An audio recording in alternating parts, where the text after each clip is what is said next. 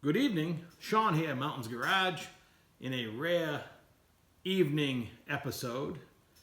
Tonight we're going to talk about basic transmission knowledge. I receive a lot of calls from frustrated people who are experiencing trouble with their transmission, they think, in their vehicle, and they want to know what to do.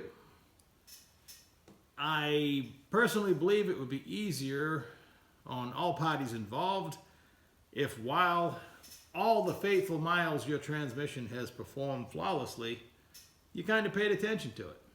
Maybe gave it a little love every now and then. Instead of waiting till it makes its presence known that something is wrong and then wondering what normal is.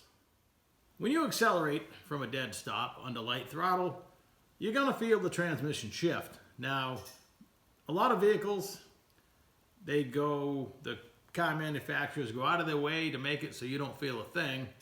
But in most vehicles, you can feel the transmission shifting, and also the lock-up torque converter, which feels like another shift, is actually taking all the play out of the torque converter. We're going to try not to get too technical, but under light throttle, it's going to, let's say you have a 3-speed transmission, it's going to shift twice. 4-speed's going to shift 3 times, so on and so forth. About 15 and 25 miles an hour, and then you'll probably feel the torque converter maybe 30 miles an hour. Get used to it. Know what normal feels like. It sounds very simple, but you would not believe the amount of people that cannot tell you what's going on. So, as a practice, and a lot of this advice in this video is going to be while the transmission is still healthy, get to know it.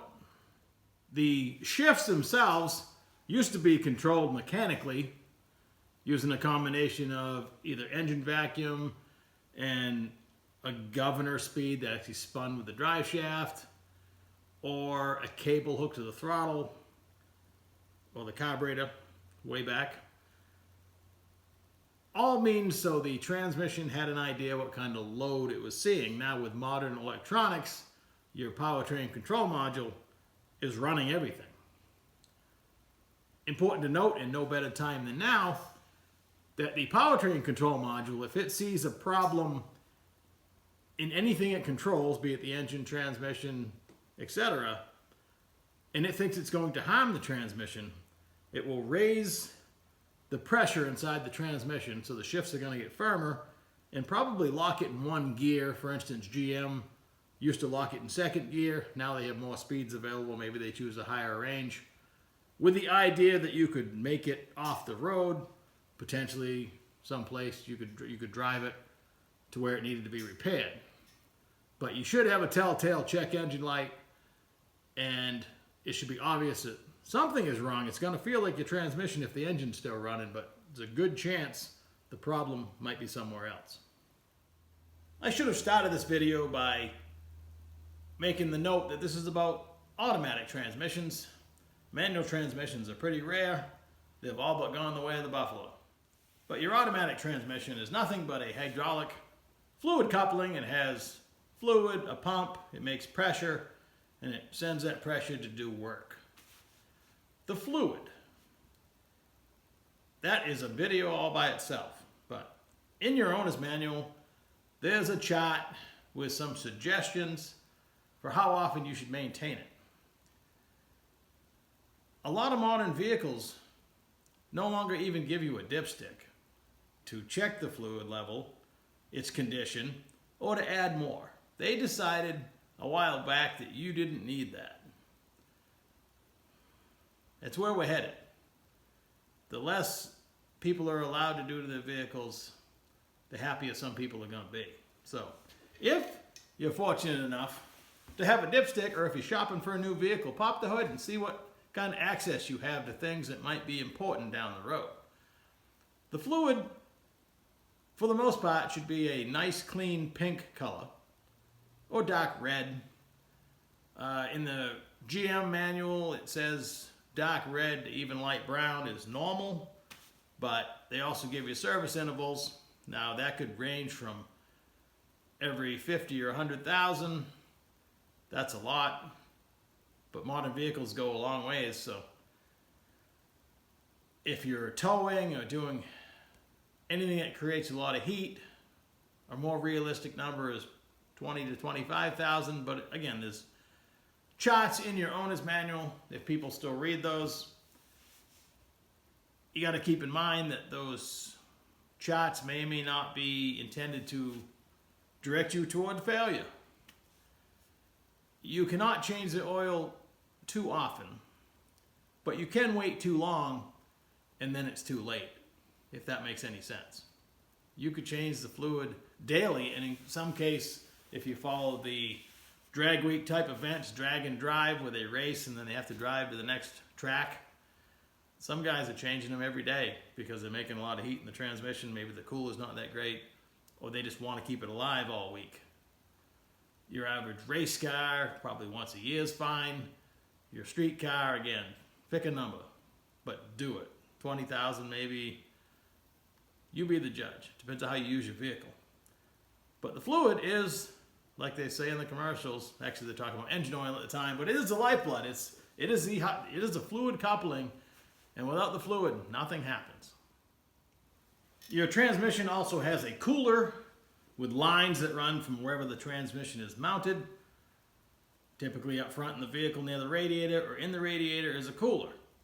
Auxiliary coolers are great. You could add some cooling capacity, but if they involve hose clamps and rubber hose, you might as well buy some decent sneakers too, because you're going to be walking. You need a mechanical connection, hydraulic hose fittings, metal tubing with fittings, something mechanical other than a hose clamp and rubber, or I promise you it will fail, and you were trying to save your transmission. Instead, you're going to destroy it on the side of the road, potentially burn your vehicle to the ground. Hose clamps, rubber hose, and transmissions do not go together.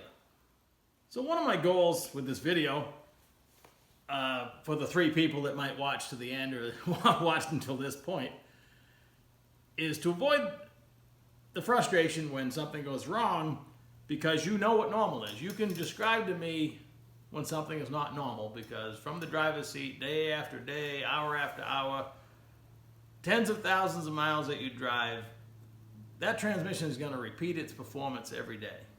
It's programmed to do that. Whether it was mechanical or now electronic, it's just going to repeat over and over and over.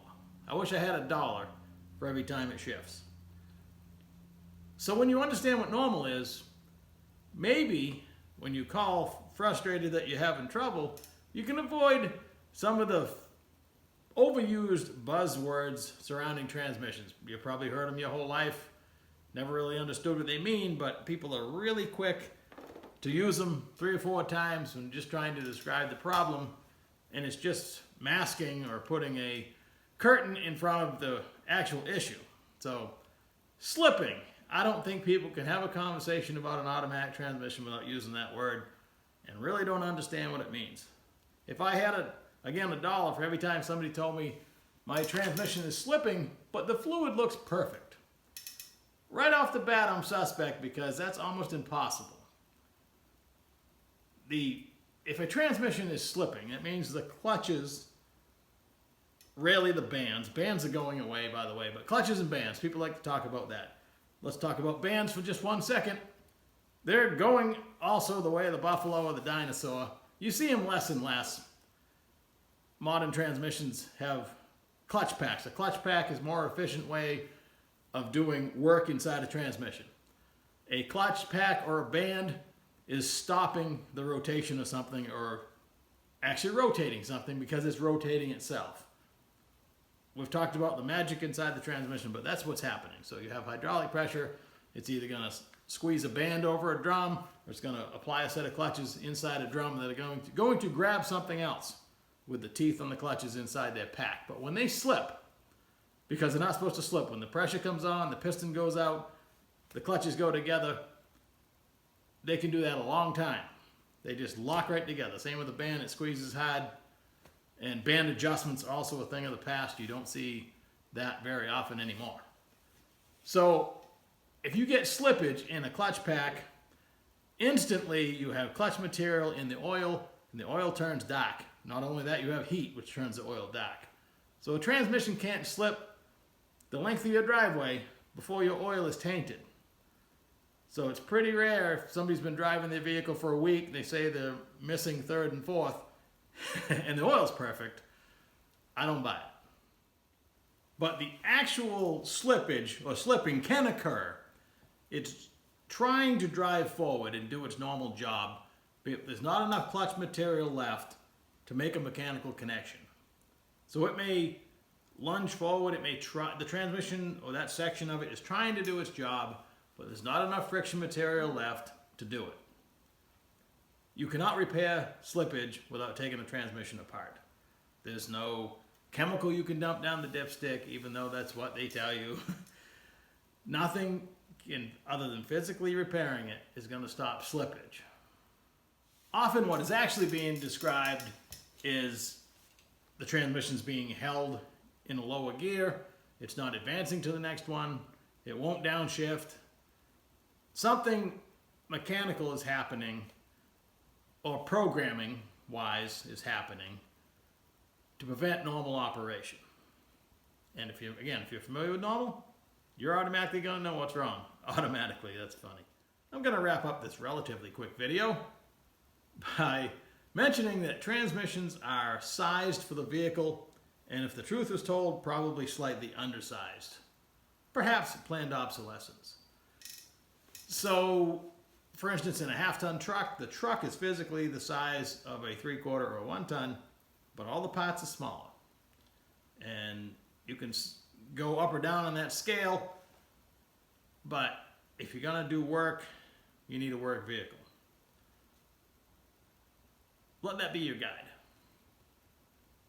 So, this is brief. I hope I haven't looked at the time, but it seems like I've only been talking for a few minutes. You look behind me, and that way you can't see. There's a couple transmissions. I'll talk about those later in the week. But tonight was just a quick, simple video. I've been asked to cover all aspects of all the realms of all things transmission related. So I started potentially complicated. I probably should have started simple, but here we are, and occasionally we're just going to bounce back and forth. Hope you got something out of it. If you got something to say, feel free to comment. I love reading the comments. Like, share, subscribe. Catch you later.